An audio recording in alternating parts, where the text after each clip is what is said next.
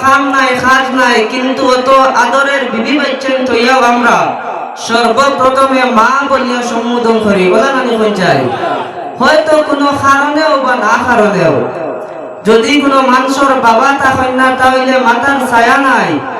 বাবা মারা যাওয়ার পরে অন্য মানুষে এই মানুষে কিছু হইতে হইলে দ্বিধাভেদ করে না, দাস করে উঠিয়েও হইতে, কারণ এই মানুষের মাতার কোনো ছায়া নাই। তো আল্লাহ এই শ্রেষ্ঠ নিয়ামতের মধ্যে আমরা কাছে আল্লাহ মা বাবা আল্লাহ আমরা কাছে দান করছেন। হাদিসে কুদসির মধ্যে আল্লাহ রাব্বুল আলামিন ফরমায়, মান রাদিয়া আনহু ওয়ালিদাহু ফাআনা আনহু রাযিন। যে মানুষে তার মা এবং বাবারে রাজি খুশি করিলেই তো পারছে, তার উপর আমি আল্লাহ রাব্বুল আলামিন রাজি হয়ে যাই। সুবহানাল্লাহ। শুধু তাই নয়, আল্লাহ রাসূল সাল্লাল্লাহু আলাইহি ওয়াসাল্লাম ফরমায়, রাদিয়াল্লাহু ফি রিদাল ওয়ালিদাইনি। যদি কোনো মানুষে মা এবং বাবারে খুশি এবং রাজি করিলেই তো পারে, তাহলে এই মানুষের উপর আল্লাহ রাব্বুল আলামিন রাজি খুশি হয়ে যায়। ওয়াসাখতুল্লাহি ফি সাখাতিল ওয়ালিদাইন। যদি মা এবং বাবারে খুশি করতে পারে না, অবাধ্য থাকে, তাহলে আল্লাহ এই বান্দার কাছ থেকে মুখ ফিরাই দেন। হযরতে আবি উমামা রাদিয়াল্লাহু তাআলা আনহু থেকে বর্ণিত, তাই জানাইতরা যে আন্না রাজুলান ক্বালা ইয়া রাসূলুল্লাহি, একজন ব্যক্তি আয়া আল্লাহর রাসূলের কাছে সওয়াল করেন যে ইয়া রাসূলুল্লাহ, ইয়া হাবিবাল্লাহ, মা হাক্কুল ওয়ালিদাইনি আলা ওয়ালাদি। মা বাবার উপর সন্তানের উপর মা বাবার দায়িত্ব এবং কর্তব্য কিটা? তখন জানাইলেন আল্লাহর রাসূল, ক্বালা হুমা জান্নাতুকা ওয়া নারুক।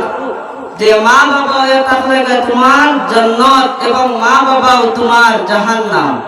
তার কারণ যদি মায়ে দিল খুলিয়া দোয়া দিলেন, তাহলে আল্লাহ জবানার একজন বড় ওলি বানাইতে আল্লাহ সময় লাগবে হয়ে যায়। জি না, সময় লাগতো না। ঘুরি ফিরি আমরা হার দোয়ার প্রয়োজন পড়ে, বলে মার দোয়ার প্রয়োজন পড়ে। এজন্য আল্লাহর হাবিব সাল্লাল্লাহু আলাইহি ওয়াসাল্লাম ফরমায় যে আমি আল্লাহ রাব্বুল আলামিনের হাবিবে জানাই যে মা এবং বাবার উপরে সন্তানের প্রতি কিছু দায়িত্ব এবং কর্তব্য আছে, এবং ছেলেদের প্রতি মা বাবার উপরে কিছু দায়িত্ব এবং কর্তব্য আছে। যার জন্য এক নম্বর দায়িত্ব হইল মায়ে তার ছেলের ছোট থেকে বড় করিয়া পালিতা।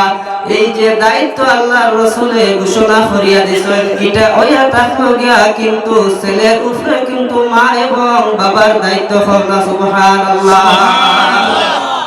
ছেলের ফালিয়া খুশিয়া বড় করা কার দায়িত্ব? মা বাবার দায়িত্ব। যেই সময় মা বাবা বৃদ্ধ হয়ে যাইবা, বুড়াপনের মধ্যে গিয়া পৌঁছে যাইবা, এই সময় কিন্তু ছেলের দায়িত্ব হইল যে তার মা বাবার দেখভাল করা। আর ছেলের ফালিয়া খুশিয়া বড় করা কার দায়িত্ব? মা বাবার দায়িত্ব। তো আমি আপনার সামনে ধারাবাহিক আলোচনা করিয়া যাইমু, যেহেতু খুব সময় উপযোগী মূল্যবান একটা বিষয় আমার দেওয়া হয়েছে। কোন ভুলবশত সময় কম থাকার কারণে আপনারা সামনে যতটুকু আলোচনা করবো ইনশাআল্লাহ খুব মূল্যবান কিছু আলোচনা, সামাজিক কিছু আলোচনা আমি আপনার সামনে তুলিয়া ধরবো।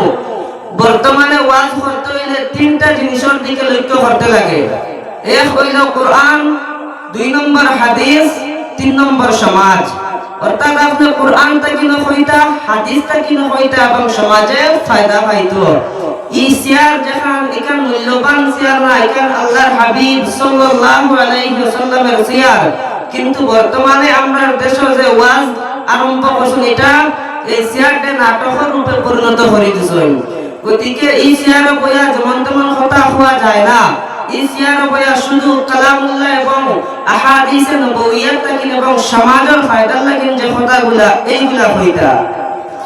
তো মা বাবার দায়িত্ব এটা হলো গিয়া সন্তানদের ফালিয়া খুশিয়া বড় করা। এক নম্বরে যেই সময় সন্তান মার গর্ভের মধ্যে থাকবা, এই সময় গর্ভের মধ্যে মায়ের সন্তান রাখি কিন্তু মায়ের সর্বাবস্থায় নিয়ম হইল কুরআন আল কারীম তিলাওয়াত করতা।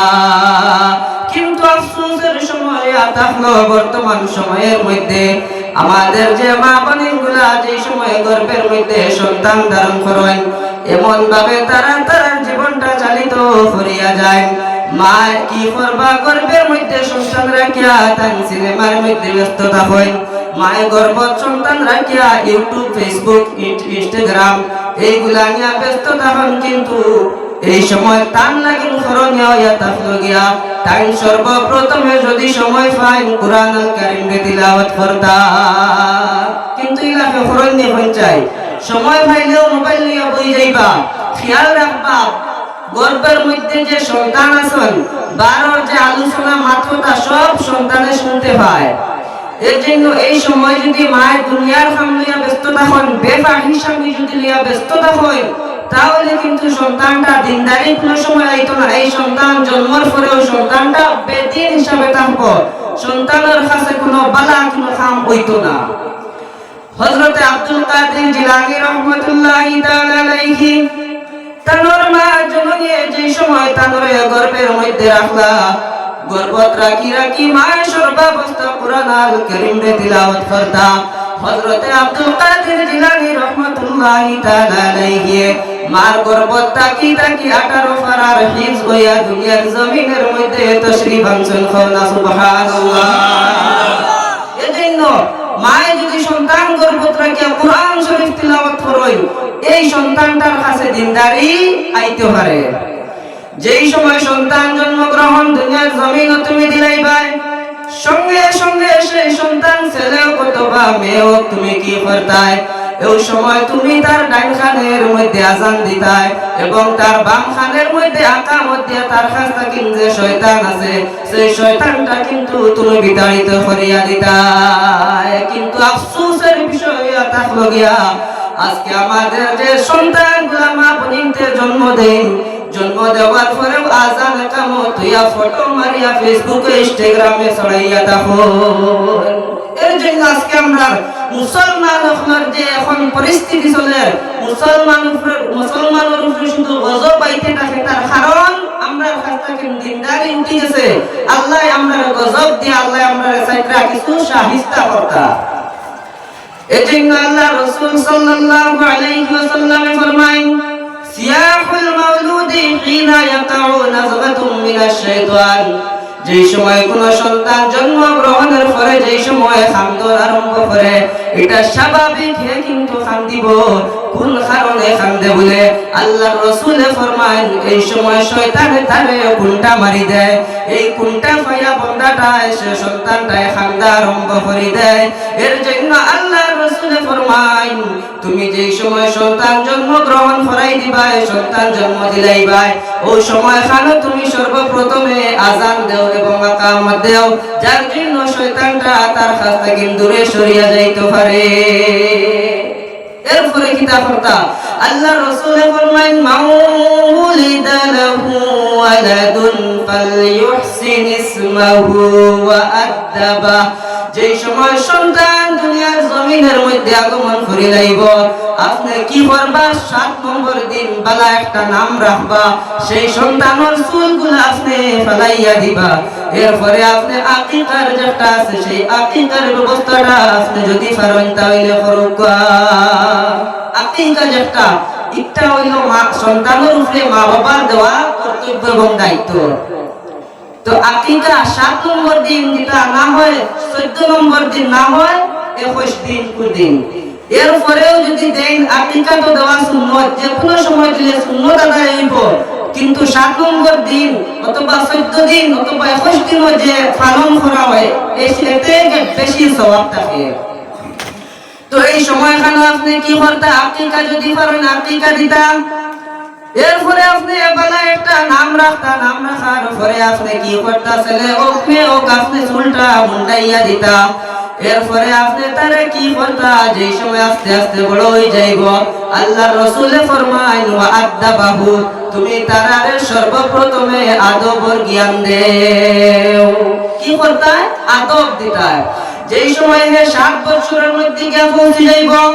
عن عمرو بن شعيب رضي الله تعالى عنه قال قال رسول الله صلى الله عليه وسلم مروا أولادكم بالصلاة وهم أبناء 7 سنين। তুমি তোমার ছেলে অথবা মেয়ে যে কোনো হোক না কেন, যেই সময় 7 বছর তার ফুরি যাইব, ওই সময় তুমি তার কি করো 7 বছর পুরার পরে তুমি তারে আস্তে আস্তে নামাজের হুকুমটা দিলাও। কি হুকুম? নামাজের হুকুম।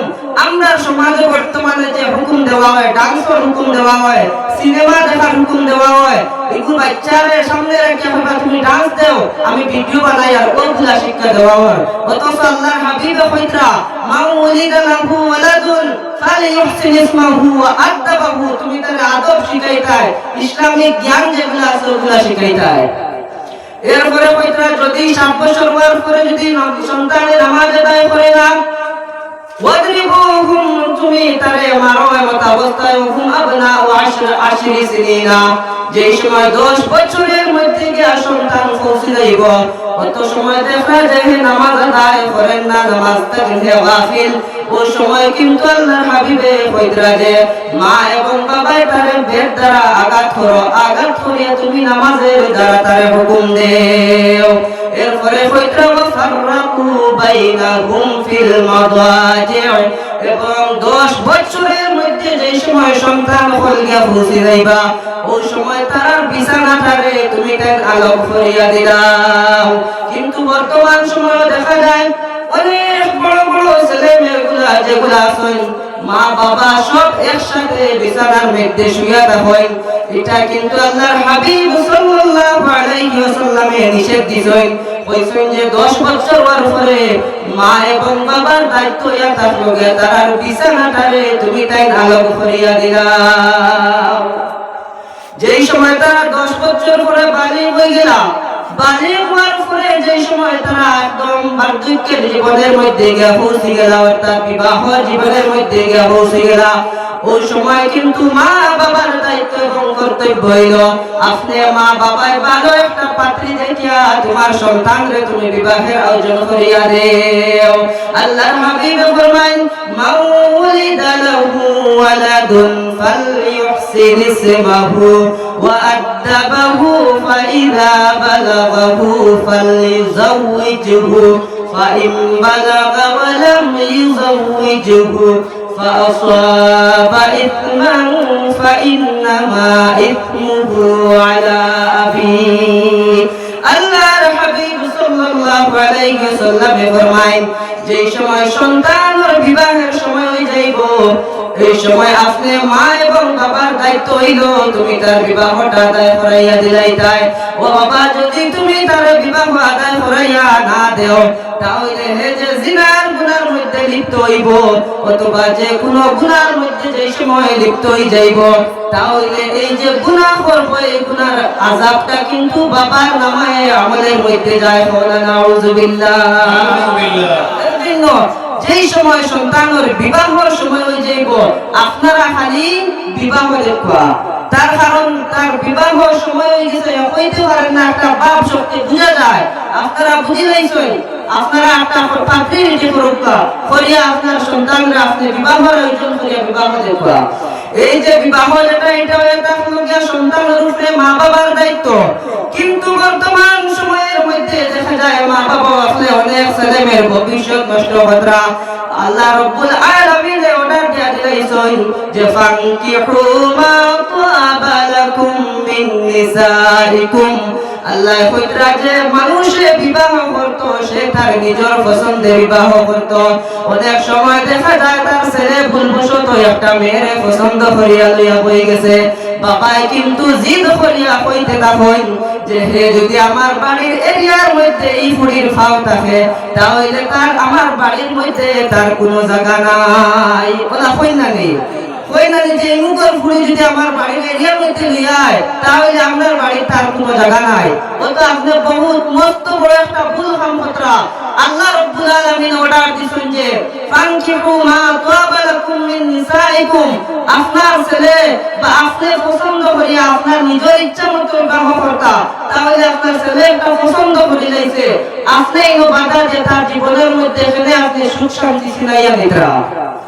যার জন্য বাবা হল ছেলে মেয়ে যেই সময় বিবাহের সময় হয়ে যাইব, ছেলে অথবা মেয়েরে আপনারা পরিবারের যে কোনো একজনকে জিজ্ঞাসা করাই লইবা যে তারে জিজ্ঞাসা করি আমরা তারে বিবাহ দিলাইতাম, বিবাহের সময় হয়ে গেছে, যার জন্য তার যদি কোনো বাইটি পছন্দ করা তখন আমরা হই যাইতো না হয় আমরা রে তুকাই লয়া ভুদ্দাও হেরান করাই লয় না জানি কিন্তু আফসোসের বিষয় আমরা সমাজের মধ্যে এই রকম কিন্তু মা বাবা খুব কম করেন তার কারণ হইল তারা পছন্দ মতে আল্লাহ নিয়া করে দেখা যায় তার ছেলে এই মেয়ের লইয়া কিন্তু সুন্দরভাবে সুষ্ঠুভাবে জীবনটা কাটাইয়া যাইতে পারে না তার কারণ মূল মা বাবা একটা ভুল করে দিয়েছেন বাধা দিয়েছেন এখন পরিবার তো আর কোনো সময় শান্তি হইতো না নারায়ে তাকবীর নারায়ে তাকবীর নারায়ে রিসালাত নারায়ে রিসালাত হযরত মাওলানা সৈয়দ আব্দুল বাসিত